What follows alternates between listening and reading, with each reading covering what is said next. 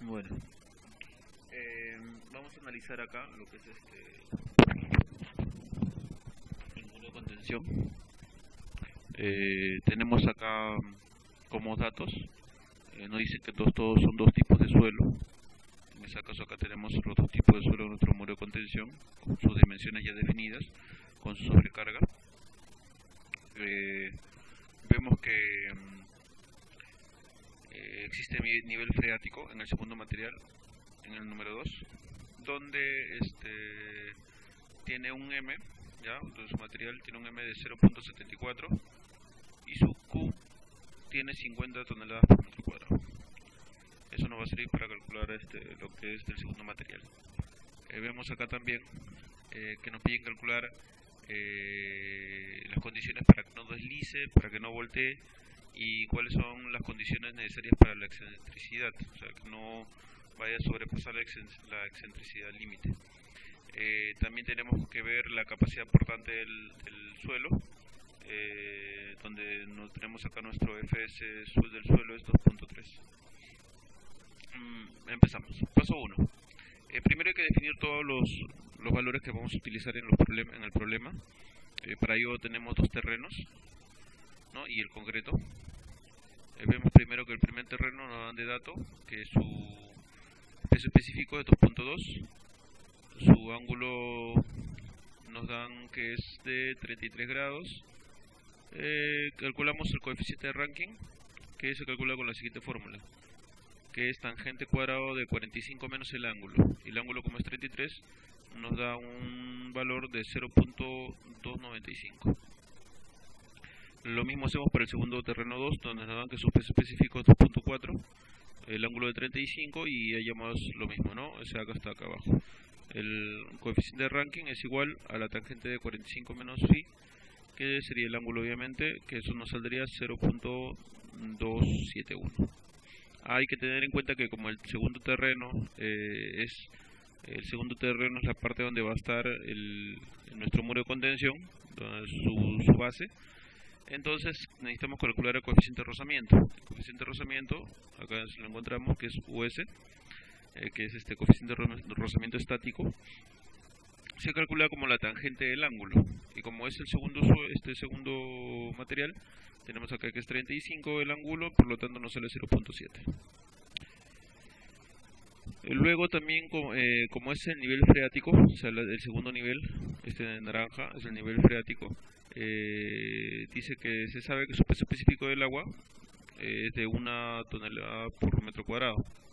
En este caso, nosotros, para poder calcular un nuevo peso específico para este suelo por su nivel freático, se calcula así, que nuestro peso específico prima, número 2, que es nuestro nuevo peso específico, va a ser igual al peso específico de este material, menos M por el peso específico del agua. Reemplazamos simplemente el peso específico 2, que ya nos habían dado de dato acá arriba, que es 2.4, acá está, 2.4 menos el M, que también es dato, que es 0.74, que lo tenemos acá arriba, por el peso específico, que es 1, eso nos sale 1.66. Y en el concreto, obviamente, nosotros sabemos que en este caso nos dan que el peso específico del concreto es 2.4. Acá tenemos nuestra gráfica, donde están las dimensiones de nuestro muro de contención y los niveles de nuestros diferentes tipos de suelo. Vamos al análisis del deslizamiento. Sabemos que este es nuestro muro de contención, por lo tanto el suelo que está a este lado, como ustedes ven acá, este suelo va a empujar sobre este muro y va a querer empujar al muro. Entonces la parte inferior del muro es el cual va a resistir, va a soportar que no deslice, que no resbale. En ese entonces se representa de que esta fuerza de resistencia del suelo se va a representar como una flechita horizontal hacia la derecha, ¿ya? Tenemos acá, para poder hacer un análisis mucho más detallado, tenemos que separar en secciones todas las áreas para calcular los pesos de cada una de esas áreas, en donde acordémonos que por física básica que la fuerza de rozamiento se calcula como la normal, o sea el peso total, multiplicado por el coeficiente, que nosotros ya lo tenemos. Para ello vamos a hacer acá una tablita donde vemos acá el cálculo de fuerzas resistentes, Veamos acá el cálculo. Tenemos primero nuestra primera figura 1, es el triangulito, este que está acá, ¿ya? Donde su área necesitamos calcular su área, es de 2.5, acá tenemos esta base es 2.5 y la altura es 4.75, ¿no? 4.75 su altura de este triangulito que está acá. El rectángulo igual, el rectángulo 2, tenemos su base que vale 0.45 y su altura que es la misma que la del triángulo, y así sucesivamente. Bueno, tenemos acá por ejemplo la figura 3, que es este rectangulito de acá, que es base, que es 2.10, por la altura que sería, bueno, en este caso la altura lo tenemos de acá arriba, esta alturita de amarillo, que es 3, ¿no es cierto? Acá tenemos 3. En la figura 4 es 2.1 también, la base, y nuestra alturita, ahí sí viene un detalle, acuérdense que todo lo naranja es 2.4, pero como estamos analizando esta parte de acá nada más, le tenemos que quitar 0.65, por lo tanto 2.4 menos 0.65 nos da esta alturita de acá, que es de 1.75. Luego la figura 5, que es la parte de abajo, toda su base, si sumamos todos estos longitudes, nos da 5.4, multiplicado por su altura, que lo tenemos acá, que es 0.65. Y por último tenemos la sobrecarga, ¿no? Esta sobrecarga va a caer sobre este espacio, entonces para calcular toda esta sobrecarga sería multiplicado simplemente la sobrecarga, que es 3.3 toneladas por metro, dividido entre su distancia que está cayendo, ¿no? Toda su superficie, que es 2.1, acá lo tenemos. 2.1 multiplicado por su peso. Las distancias, estas distancias están hablando, bueno, esta distancia lo vamos a ver después porque es para el cálculo de momentos. Su peso específico de cada material lo tenemos aquí. Acuérdense que el triangulito de acá, el rectángulo de acá, es concreto, ¿no? Igual que la figura 5. Por lo tanto, la 1, la 2 y la 5 son 2.4. Tenemos acá que la 3 es el peso específico de la superficie 1, ¿no? El suelo 1, y el 4 sería el suelo 2. Por eso que cada uno está con su valor indicado, ¿no? Que nos dan de dato al inicio.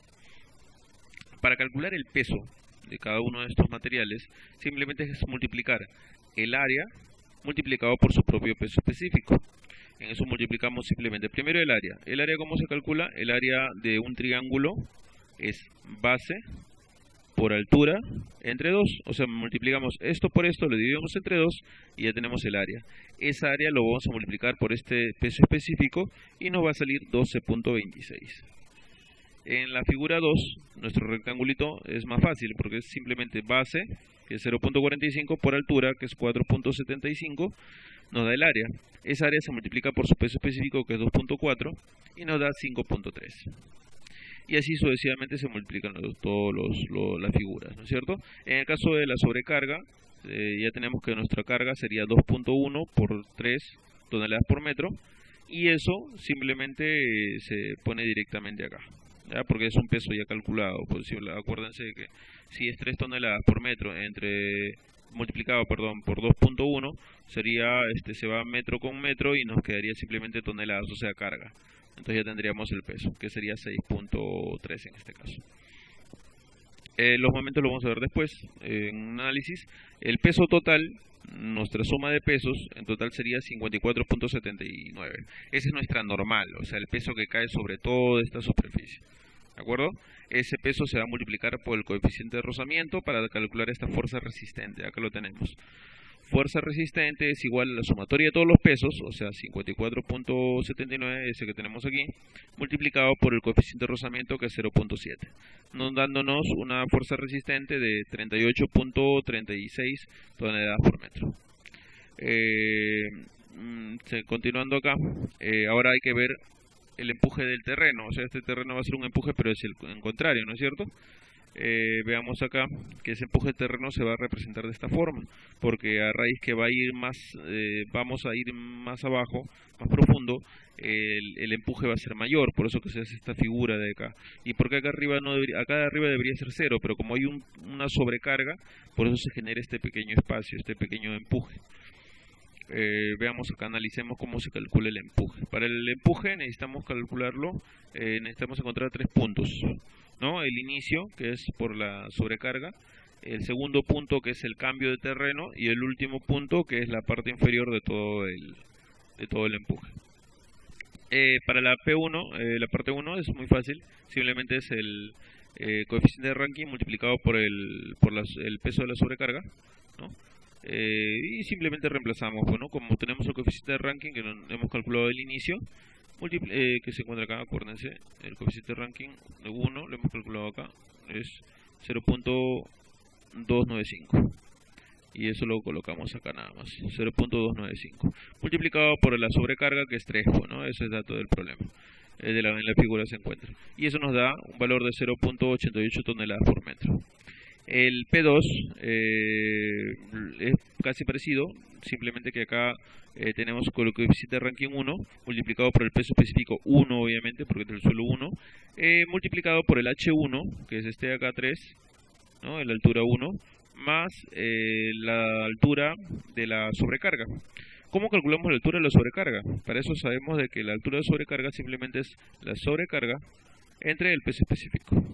Para eso vamos a reemplazar entonces esto de acá, lo vamos a reemplazar aquí, ¿no? En vez de h de la sobrecarga, la altura de la sobrecarga, simplemente ponemos sobrecarga sobre el peso específico. Obviamente que es la sobrecarga sobre el peso específico 1, porque es el suelo 1.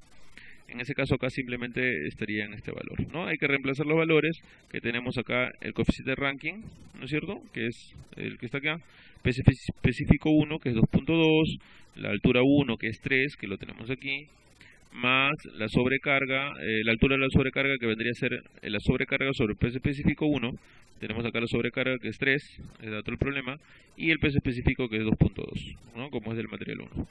Nos da un total de 2.83.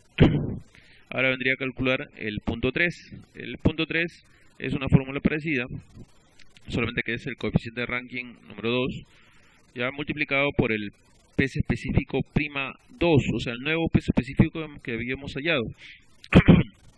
Ese se encuentra acá, peso específico prima 2, ¿no? Que habíamos hallado con la fórmula con el M por el nivel freático, que era 1.66. Vamos entonces acá abajo y tenemos que aplicar simplemente la fórmula, ¿no? Ahí hay algún detalle, que el H2 sí lo tenemos, el H2 este es 2.4 y el HE, ese es el detalle. ¿Cómo se calcula el HE? Acá lo tenemos. El HE simplemente es específico 1, porque es toda la parte que está por encima del peso específico 2, sería peso específico 1 por H1, que es dato, la sobrecarga, que es dato, el peso específico prima 2, que es dato, simplemente reemplazamos los valores y nos va a dar nuestro HE. Este HE lo vamos a reemplazar obviamente acá, ¿no? Acá lo tenemos abajo reemplazado, acá el coeficiente de Rankine, el peso específico prima 2, el H2, que es dato también 2.4, que es toda la altura del suelo 2, del empuje 2. El que más tenemos acá, tenemos el valor del H que habíamos hallado acá previamente, y nos sale 3.681. Ahora vamos a hacer el análisis. ¿Qué pasa? Una vez teniendo los tres puntos, este punto de acá, este punto de acá y este punto de acá, estos tres puntos van a generar estos dos trapecios. Estos dos trapecios van a hacer un empuje hacia la izquierda. ¿Cómo calculamos este empuje? Como son trapecios y son como flechas, son como cargas distribuidas. Estas cargas distribuidas en análisis estructural les han indicado de que esto se calcula simplemente como las áreas, ¿no? El empuje de las áreas. Es muy fácil calcular el empuje de las áreas porque sería esto más esto por esta parte de acá, dividido entre 2, pero no vamos a hacerlo así porque vamos a necesitar calcular también los momentos actuantes. Para ello vamos a dividir esta figura en esta figura que están acá y vamos a calcular cada uno de los empujes para diferentes áreas. ¿Por qué? Porque va a ser mejor análisis, es mejor un análisis de un rectángulo y un triángulo que de un trapecio. Para ello vamos a calcular acá los empujes. Para esto, miren la parte de acá arriba, salía la parte de arribita, este espacio de acá, esta flechita de acá salía 0.88. Entonces vale este espacio 0.88. La parte de acá abajo, este punto de aquí, vale P2, que P2 valía 2.83.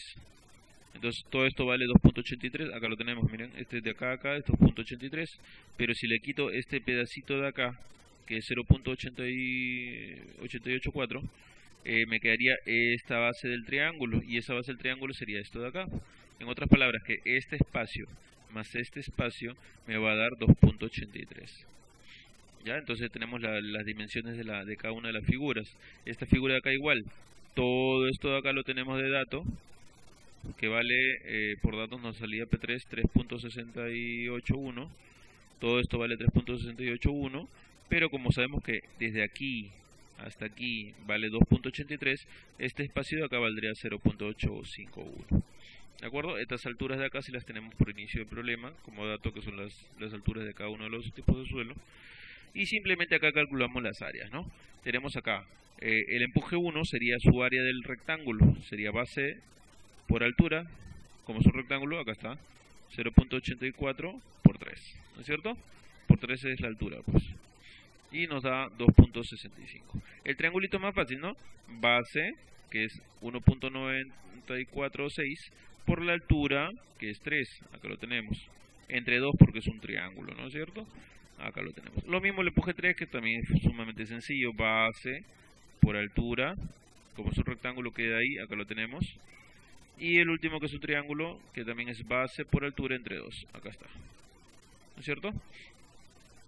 Teniendo una vez los 4 empujes, simplemente sumamos todos los empujes.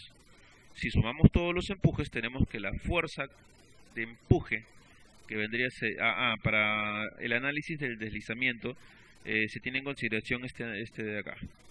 La división entre la fuerza resultante, la fuerza resistente entre la fuerza de empuje, tiene que ser siempre mayor o igual que 1.1 para que cumpla las condiciones de que no deslice. ¿De acuerdo? En ese caso, la fuerza resistente, que lo teníamos al inicio de dato, acá está la fuerza resistente, 38.36, va arriba, ¿no es cierto? Porque es la fuerza resistente, entre el empuje, que es la suma de todos estos valores que están aquí. Todos estos empujes los sumamos y nos va a dar 13.38. Al hacer la división nos va a salir 2.866, lo cual es mayor que 1.5. Por lo tanto, nuestra condición de deslizamiento cumple, porque no va a deslizar. Analicemos el volteo. El volteo es lo mismo, solamente que vamos a calcular todo a través de un momento. Tenemos nuestras cargas, ya les hemos hallado todas nuestras cargas, ¿no? Estas que van a ser acá, y tomamos como referencia el punto R. El punto R va a hacer que genere un momento en sentido horario, ¿de acuerdo? Toda esta carga que va a venir hacia abajo, va a multiplicarse por la distancia de esta flechita roja hacia el punto R, ¿de acuerdo? También esta carga 2 también va a ser la distancia de acá hasta el punto R, ¿no? De esta que baja va a generar un momento en sentido horario. Lo mismo va a suceder con los empujes. Los empujes también. Este empuje de 3, por ejemplo, viene así. Su prolongación es una línea que viene aquí horizontal y va a hacer, ¿qué cosa? Va a generar un momento en sentido antihorario. Entonces va a multiplicarse esta flecha, va a multiplicarse por su pequeña distancia hacia el nivel del punto R. ¿Se dan cuenta? Entonces la alturita saldría 1.2. ¿Por qué? Porque todo esto vale 2.4 y en un rectángulo la carga se encuentra en medio. En el rectángulo de acá también la carga se encuentra en medio, pero no va a ser esta alturita, ¿no? Se supone que va a ser esta alturita más la altura de acá, porque tiene que llegar a R. En el caso de un triángulo hay que tener bastante cuidado, porque el triángulo siempre se divide, su centro de gravedad se divide de 1 a 2. No es en el centro exactamente, o sea, no es en el punto medio, sino que es, como es un triángulo, tiene esta parte más pequeña que la otra. Como todo vale 3, la de acá es la tercera parte, por eso sería 1. Pero realmente el momento va a ser multiplicado. El empuje 2 no va a ser por 1, sino va a ser el empuje 2 multiplicado por 1 más 2.4. Luego tenemos aquí de que hay que calcular los momentos. Veamos acá. Entonces los momentos serían... tenemos aquí, cálculo de los momentos resistentes. El momento resistente lo tenemos acá arriba, ya está analizado. Pero tenemos este cuadro. Entonces todos estos cuadros de acá tenemos, por ejemplo, el área 1, el peso 1, que es este peso que tenemos aquí, multiplicado por su distancia, de acá a acá. Para ello simplemente, el área lo tenemos, ¿no es cierto? Sabemos calcular el área 1, que sería base por altura entre 2. eso va a ser multiplicado por la distancia. La distancia va a ser simplemente desde aquí, del punto R, hacia donde cae justo esa flecha, que sería 0.70 más la mitad, no, perdón, la mitad no, como, acuérdense que acá sería, de acá a acá tiene que ser 2/3 de esta base. Entonces le sacamos los 2/3 a esto, lo sumamos con esto y nos va a dar una distancia de 2.1. Esa distancia de 2.1 se multiplica por el área de acá y nos va a dar nuestro momento. De igual manera el siguiente, el área 2. El área 2 cae acá, cae en esta distancia acá, justo en el centro de esto. ¿Dónde sería la distancia? La mitad de esto, más esto, multiplicado por su flechita que cae acá, ¿no es cierto? Entonces ahí genera nuestro momento. Fuerza por distancia. Acuérdense que acá está el punto R. Y así sucesivamente se calculan todos los pesos. Luego bajamos acá a la parte inferior, volviendo acá a nuestros empujes. Donde estamos acá. Por lo tanto, nuestra sumatoria de momentos resistentes va a ser la suma de todos los momentos. Acá lo tenemos, ya lo hemos calculado acá. ¿Ves? Todos los momentos sumados nos dan 190.73. Aquí está. 190.73. Ahora viene el cálculo de momentos actuantes. Es el momento del empuje, o sea, el momento generado por los empujes. Y simplemente también va a ser el momento de actuante, va a ser igual al empuje multiplicado por su distancia hacia el punto R. ¿Ves? Cada uno de los empujes multiplicado por cada una de sus distancias. ¿No es cierto? Entonces, por ejemplo, el empuje 1 sería igual a esta fuerza 1, empuje 1, que lo tenemos como valor, multiplicado por la distancia de acá hasta la base, ¿no? Hasta la base donde se encuentra el nivel R. Entonces sería empuje multiplicado por 1.5 más 2.4, que en total nos daría 3.9. Por eso acá tenemos que el empuje es 2.65 por su distancia, que es 3.9. Y así sucesivamente se calculan todos los empujes y se suman, y nos va a dar un total de momento actuante de 29.227.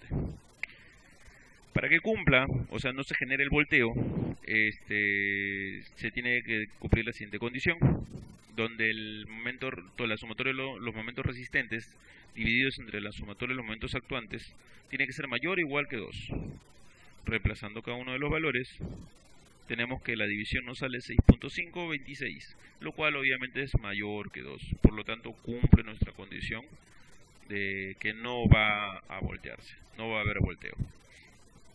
Calculando la excentricidad es mucho más sencillo. Esto de acá simplemente es una fórmula, que es, primero necesitamos la distancia para calcular esta excentricidad. Esta distancia se genera donde cae la resultante de todas las fuerzas, y simplemente se calcula como el momento resistente menos el momento actuante entre la sumatoria de pesos. Y los tres lo tenemos de dato, ¿no es cierto? Acá tenemos estos dos, y la sumatoria de pesos está en nuestro cuadro. Bueno, nuestra sumatoria de pesos está en nuestro cuadro, acá está sumatoria de pesos. Simplemente reemplazamos y nos da 2.948. En este caso decimos que nuestra excentricidad se va a calcular de la siguiente forma. Va a ser B, que es la base total de nuestro muro de contención, dividido entre 2, menos la distancia. Esta distancia que hemos hallado acá. Reemplazamos, y tiene que cumplir que todo esto tiene que ser menor o igual que 2. Hacemos todo el análisis y nos sale menos 0.248, que obviamente es menor que 2. Ahora, ¿por qué no sale negativo? Porque la excentricidad sale en un punto, puede ser, nosotros estamos haciendo un análisis que va a salir hacia la derecha, pero sale hacia la izquierda. Pero de la misma forma, como va a ser hacia la izquierda, este valor es menor que 2, sí o sí es menor que 2, porque se le puede sacar un valor absoluto a esto, igualito sigue siendo 2. Por lo tanto, cumple nuestra condición de excentricidad, que está dentro de los parámetros según lo que nos da la norma. También tenemos acá lo siguiente. A ver, un momentito.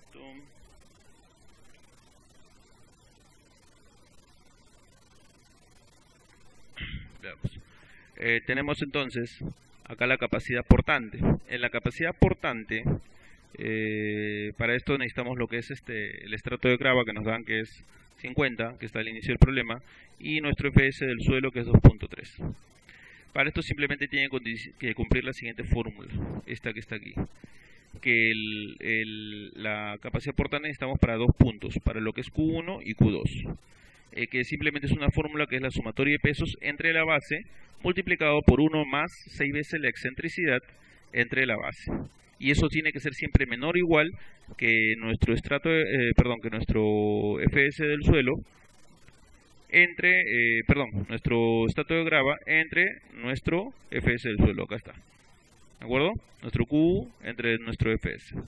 Acá esto vale 50 y esto vale 2.3. Simplemente es reemplazar. Esto lo tenemos de dato, acá está 50, reemplazar.